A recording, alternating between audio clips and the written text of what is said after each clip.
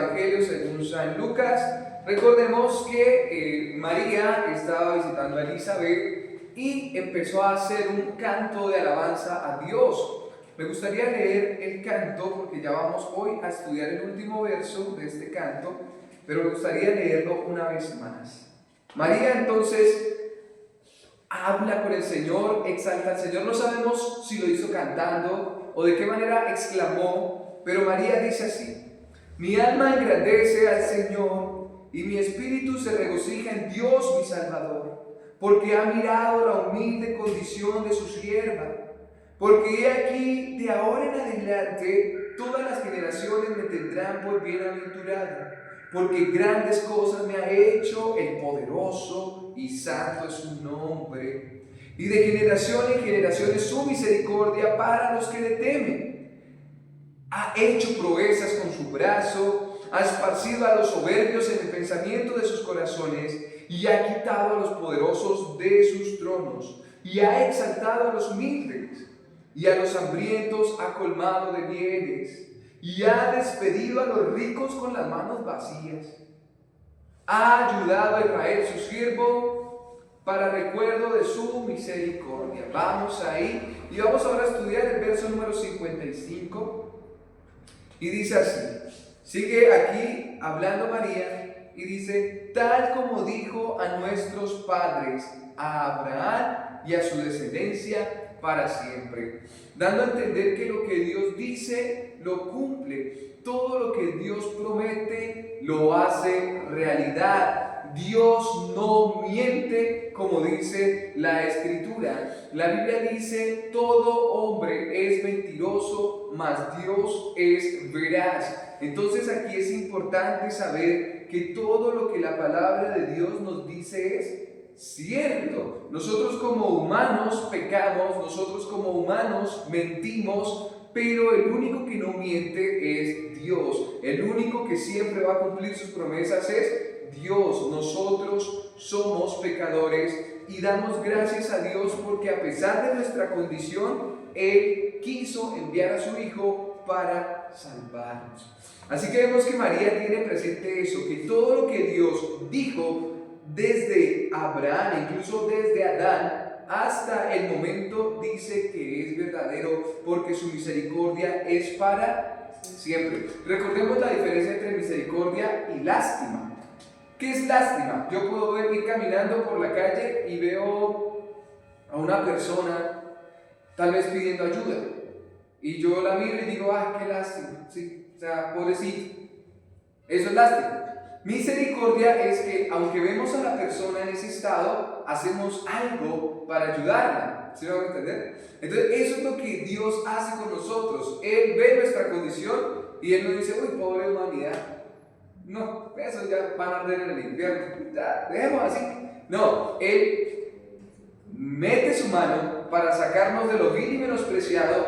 Él obró y hizo la obra perfecta que fue enviar a Jesús el Señor. He aquí el Cordero de Dios para salvarnos, ¿sí? Nosotros estamos en esta condición, en nuestra naturaleza humana, como pecadores, pero va a ser por un tiempo.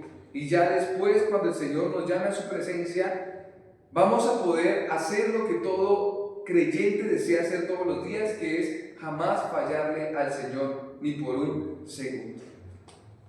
Así que mientras tanto podemos confiar que las palabras de nuestro Dios y que su promesa es para siempre y que su misericordia es para siempre, que Él no falla. Verso 56. Y María se quedó con Elizabeth como 3 meses y después regresó a su casa. O sea, María esperó 3 meses más. O sea, Elizabeth tenía 6 meses. Más 3 meses serían 9 meses, o sea, María esperó hasta que Elizabeth dio a luz. Y aquí ya vamos a empezar al verso 57. ¿Qué podemos aprender de esto?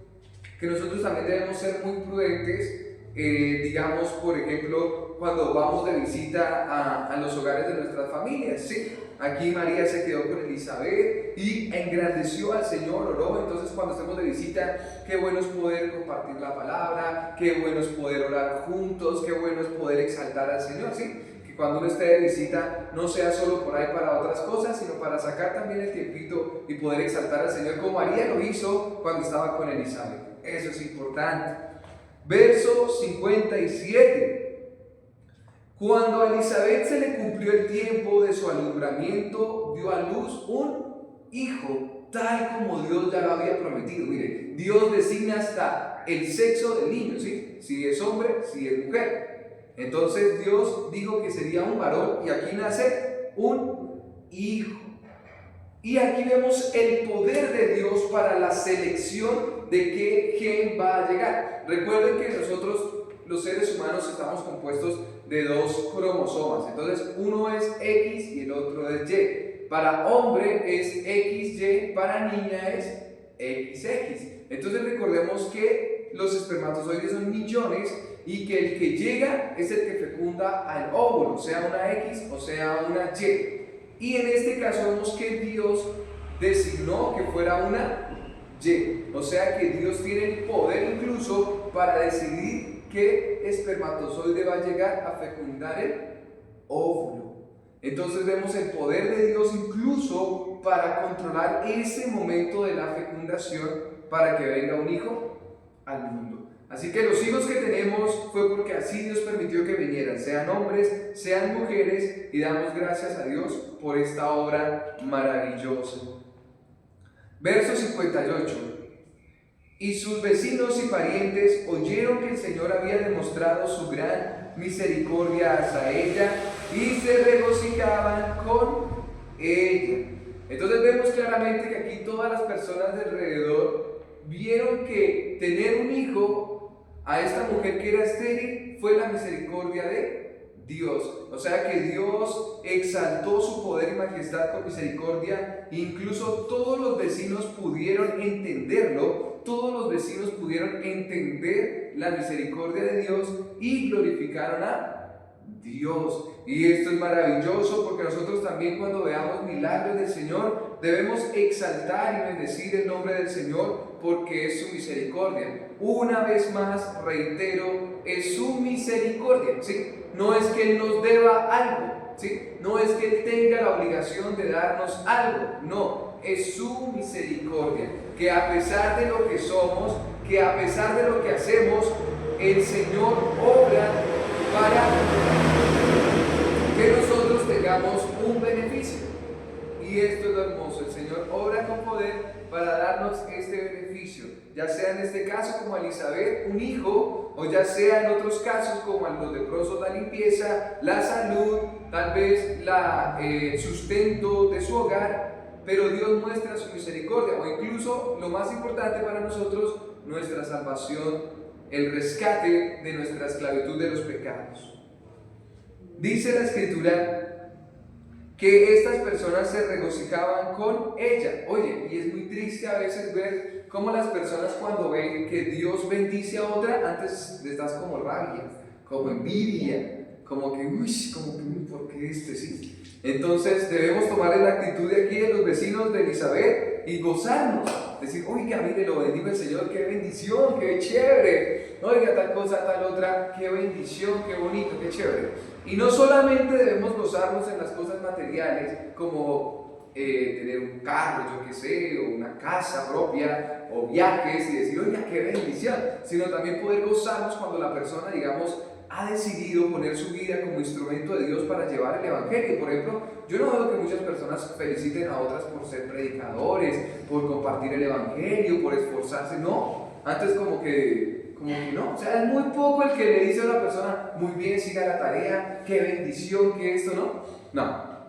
Entonces nosotros debemos tomar la actitud, sea lo que sea, ya sea bendiciones materiales como bendiciones espirituales, debemos gozarnos, ¿sí? Si vemos que una persona comparte el Evangelio, muy bien, síganlo haciendo, hermanos, síganlo haciendo, prediquen, muy bien, excelente. Si vemos que otra persona, yo qué sé, por ejemplo los jóvenes, que ellos necesitan tanta aprobación de sus padres y de sus seres queridos, si uno ve a un joven que está cantando al Señor, uno, bien, hazlo, qué chévere. Si uno ve que el joven asiste a bien, hazlo. O sea, eso es lo que hay que hacer, ¿sí? Y no solamente, por ejemplo, que le fue bien en el colegio, muy bien, pero que va a la iglesia como que, o mira, me aprendí tal verso bíblico, O sea, como que nos da igual. No, antes mejor, bien. Porque ¿de qué nos sirve que sea un profesional y tenga todas las riquezas del mundo y le dé la espalda al Señor?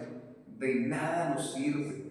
Es mejor que él pueda, o sea, un verso bíblico, qué bendición, te felicito, me enorgullece que conozcas de la palabra del Señor.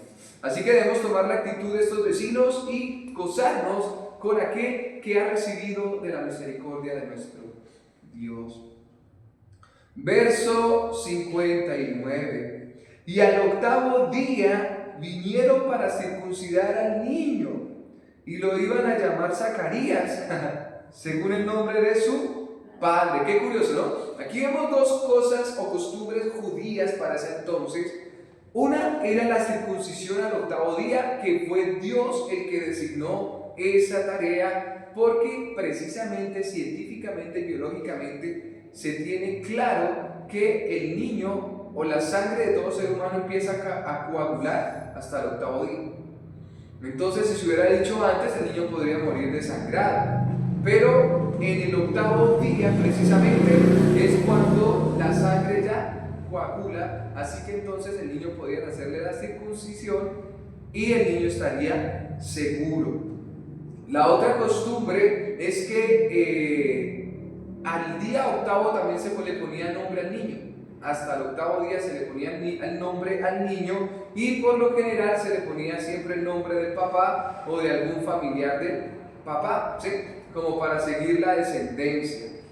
Pero en este caso vemos que también el nombre lo designó Dios.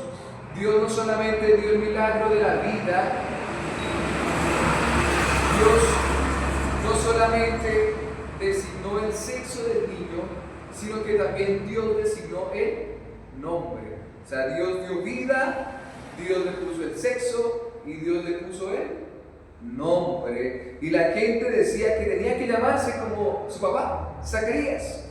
Pero ya estaba dicho cuál era el nombre, y cuando Dios dice, se hace y se cumple. Entonces la gente decía, bueno, pongámosle Zacarías como el papá, pongámoslo. Bueno, entonces miraron a Zacarías, porque recordemos que Zacarías no podía hablar, por no creer a la palabra de Dios, quedó mudo. Y entonces le dijeron a Zacarías, bueno, Zacarías, ¿cómo es esta? Entonces en el verso 62, la gente le preguntaba por señas a Zacarías cómo lo quería llamar. Y Zacarías pidió una tablilla y escribió lo siguiente: su nombre es Juan. Y todos se maravillaron. O sea, Zacarías siguió lo que el ángel le dijo, el enviado de Dios, que tenía que ponerle el nombre al niño Juan. Y Zacarías escribió, porque no podía hablar, escribió. Su nombre es Juan. Y todos se sorprendieron.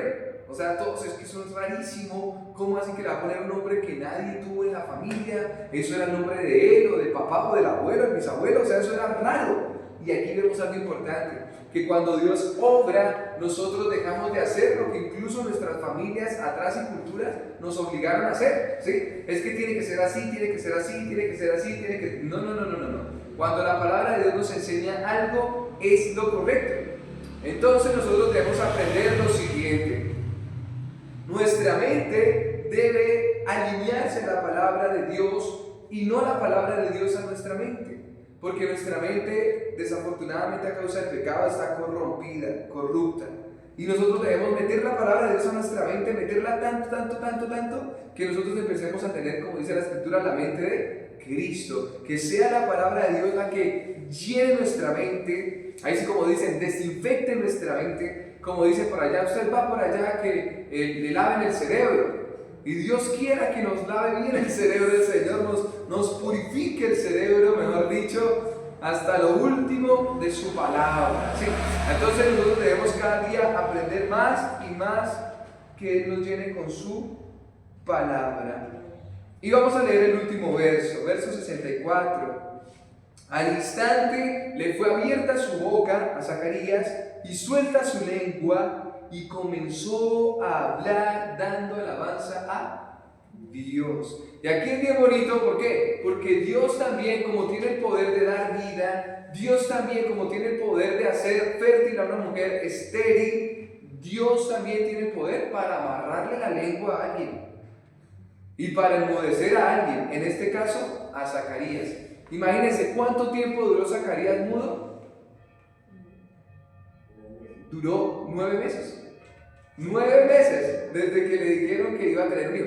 9 meses quedó mudo. Y al instante que creyó la palabra de Dios y dijo el nombre del niño es Juan como mandó Dios, dice que su lengua se soltó. Pero lo hermoso es que al instante que Dios le soltó la lengua, que Dios hizo este milagro de sanación, ¿qué fue lo primero que hizo Zacarías? ¿Alegar, pelear? No, dice que comenzó a hablar dando alabanza a Dios. Y eso es lo hermoso, que ojalá de nuestros labios sea alabanza a Dios más que lo que maldecimos a la gente. Que Dios nos ayude a bendecir más que a maldecir. Que Dios nos ayude a que usemos nuestros sentidos para glorificar a Dios en todo lo que hacemos. Y recordemos, aquí yo creo que Zacarías tenía tanta emoción porque para todo judío era un orgullo tener hijos. Imagínate él ya viejito y sin un hijo y tras del hecho mudo, pero Dios en su misericordia le mostró su poder, le dio un hijo, pudo volver a hablar y cuando habló, en vez de estar preguntándole a Dios o cuestionando a Dios, decidió hacer lo que debió hacer al inicio cuando el ángel le dio la noticia, que fue alabar a Dios en vez de cuestionar a Dios, y hizo lo correcto en este momento, alabó a Dios. ¿Qué debió haber Zacarías hecho cuando recibió la noticia del nacimiento de su hijo? Alabar a Dios, pero lo que él hizo fue cuestionar a Dios. Ahora sí toma la decisión correcta y cuando nace el niño y le van a poner el nombre, él alaba a Dios. Vamos a dejar hasta este verso 64. Y aprendemos que el Señor es soberano, aprendemos que el Señor es glorioso, maravilloso y que nosotros debemos alabarle sea cual sea nuestra situación. No cuestionar, sino alabar. Así como Zacarías, exaltar el nombre del Señor y aún mudo escribiendo, decir lo que Dios manda, ¿cierto? Entonces vamos a